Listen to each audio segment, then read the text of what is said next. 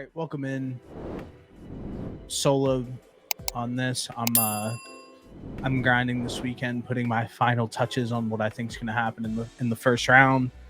Uh, really grinding it away. Noah's probably out drinking with Tyler Lefevre, or Lord knows what that guy's up to. But we had a conversation at the end, or not even at the end, kind of the entire duration of the last episode around the Patriots. And I kind of wanted to give my final pitch to Elliott Wolf and Gerard Mayo and be like, hey guys, this is my pitch to kickstart your rebuild and finally make this thing official.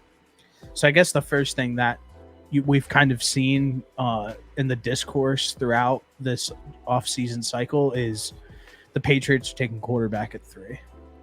We kind of dove into that, and I'm going to kind of give my key points of why I don't think they go and take a quarterback at 3.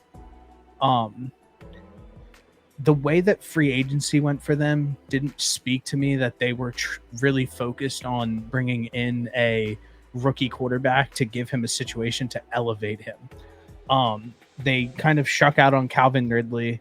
It kind of felt like a welcome to the NFL moment for Elliott Wolf, where he wasn't able to get the deal done. And then some report came out like Calvin Ridley's girl wants to be down south. I guarantee that if they gave him $2 million more and made that thing $25 million, he would be a New England Patriot. So welcome to the NFL moment for Elliott Wolf as an NFL GM.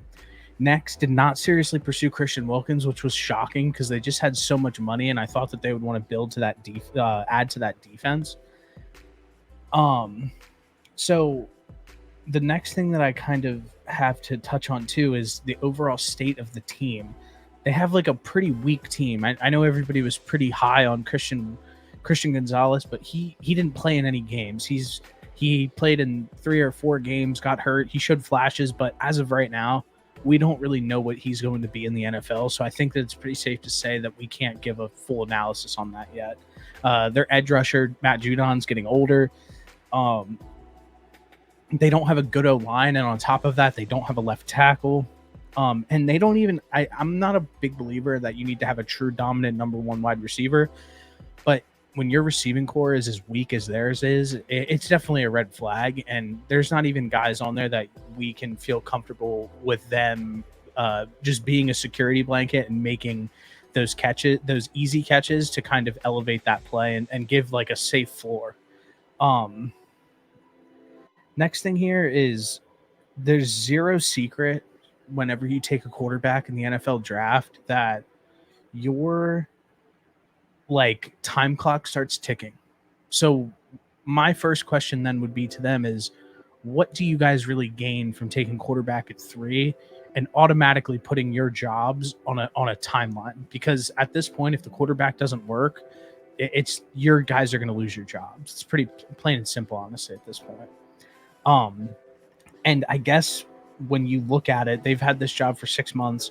You kind of know that they're not going to be good next season. I don't think anybody has true expectations of the Patriots. So why put that on them right away? So what am I getting at here? So they signed Jacoby Brissett. Listen, Jacoby Brissett is not a world beater, but he is a competent backup quarterback and a good bridge quarterback if you are in a position like the Patriots are. He's going to give you some sort of floor, and he's a prep.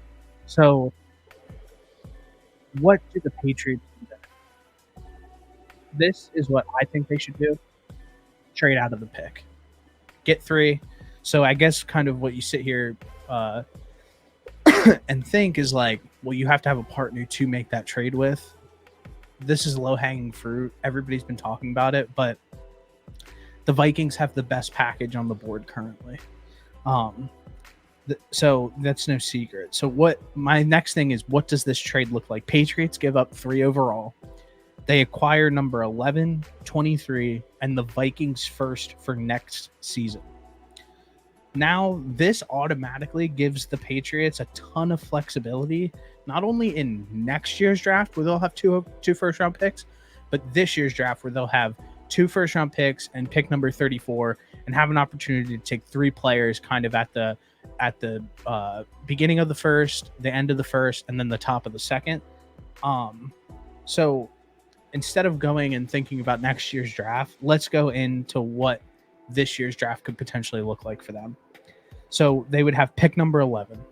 At pick number 11, I think it's easy here. You take a tackle. I know everybody's really high on Fuaga. He might not be here at this point. I think that at 11, I think it's a very, very good opportunity to bring in J.C. Latham from Alabama. If you watch him, he literally just like does not lose his reps. I think that he has pretty high upside, pretty safe floor, and I like him a lot. And bringing him into the Patriots gives you that left tackle that you're looking for. I know that he played right tackle, but it's been pretty well spoken throughout this process that he's going to be moving to left. Then at pick 23, so right away, I'm sure that everybody's like, well, why don't you take a quarterback at 11? We'll get into that. Pick 23. This would be your pick of wide receiver. I personally think Brian Thomas Jr. falls in this draft to pick 23, and the Patriots get it. But it's kind of one of those situations where people really like A.D. Mitchell and Brian Thomas Jr.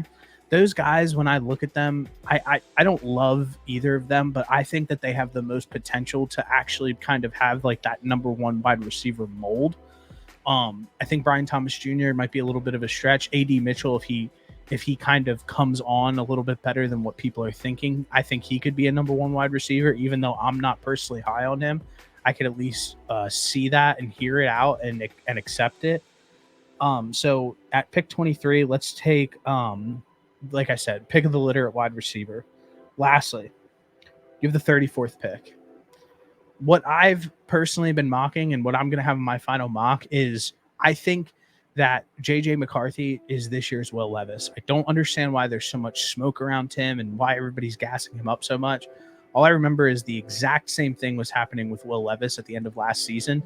I know that they're two vastly different players that were one was extremely successful. One kind of had a medium college career who like played okay, dealt with a lot of injury. So I get that it's not like apples to apples comparison, but what we've seen over the last 2 seasons is that there is one quarterback throughout the cycle that gets put up on a pedestal at a very high rate. 2 years ago, it was Malik Willis, who actually was going to be the first quarterback off the board, and then fell the whole way to the 4th. Then Will Levis, who kind of consensus everybody thought would be the second quarterback taken off the board last season, fell the whole way to this top of the second round. So I think that this is going to be an opportunity that I think J.J. McCarthy will fall. But what I'm getting at is the Patriots trade up with the Kansas City Chiefs to pick number 32. So take like 30, the Chiefs will pick at 34, Patriots will pick at 32, and then throw in whatever else you need to get that deal done. And then you go up and you take a quarterback that to add that 5th year. So in my head, there's only 2 guys that I would really do this for. The first one would be JJ McCarthy. I don't love JJ, but I can understand and see how he could pan out in the NFL. I'm not like that naive to it. And then the second person I would do this for is Michael Penix Jr. Any other quarterback, I do not believe that they should go in the first round. And those are the 2 that I would trade up for to get that 5th year and give you a little bit more flexibility. And what this does, if you take that quarterback at 3, when you take a quarterback at 3, he's expected to play at the end of the day. There's really no secret to it. But when you take a quarterback that late into the first, that allows you to have some breathing room. That allows you to play Jacoby Brissett. And that also allows him to take a back seat for either half the season or even a full year, have him develop in that system, and then also get that talent around him and build him up rather than just taking a quarterback at 3 and giving him a bare bones roster and telling him to figure it out. There's a lot of people recently that kind of forget what the state of the teams were when quarterbacks showed up. Like, I heard somebody say, well, when Josh Allen got drafted by the Bills, like, well, the year before Josh Allen got drafted, Sean McDermott took that team to the playoffs without Josh Allen. So I don't think that that's a really good comparison. And then another one that we talked about was the Houston Texans. Houston Texans had Nico Collins, who had a breakout season. They had Dallas Schultz. They had Laramie Tunsil, who's a very great left tackle. And then obviously the rest of the team really played up to the level of CJ Stroud, and it worked out. But before that, they were picking in the top half of the draft, taking Derek Stingley Jr., taking guys to add to their roster. And then they go and they take CJ Stroud, they take Will Anderson, they nail the Tank Dell draft pick. I just think it's very easy to kind of forget the overall state of the team before the quarterback gets added into it. And I think that the Patriots are a little further off than those teams were when they brought in their quarterback. So strip it down, give yourself a ton of flexibility, add assets for next year's draft and this year's draft, get good players in the building, take a shot at a quarterback either at the end of the first or the top of the second. Elliott Wolf and Gerard Mayo. That is my pitch for the Patriots rebuild. It's time to do a proper rebuild. You have not done one since Tom Brady has left. This is the year.